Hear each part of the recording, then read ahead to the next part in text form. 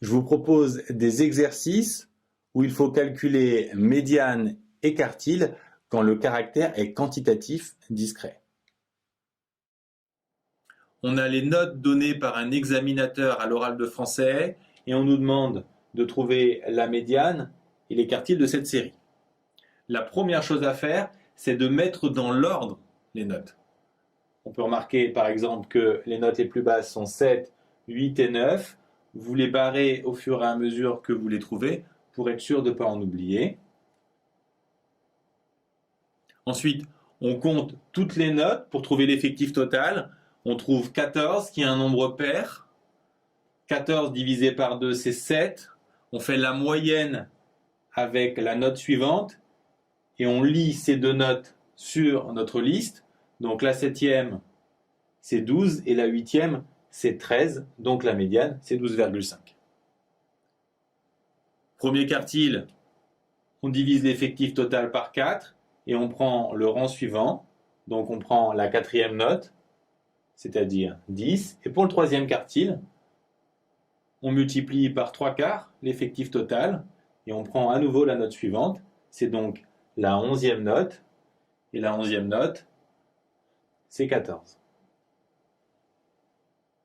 Cette fois, on a des effectifs beaucoup plus importants. C'est pour ça qu'on nous demande de construire une ligne des effectifs cumulés croissants qui vont nous permettre de trouver médiane et quartile et de construire un diagramme de Tukey qui est un autre nom du diagramme en boîte.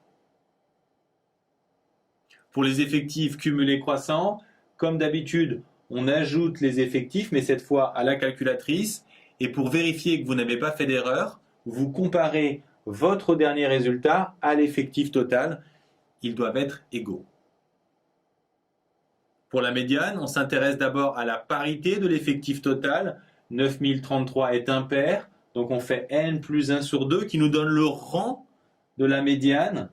Et ensuite, on va lire donc la 4517e note. Elle est ici, donc c'est 8.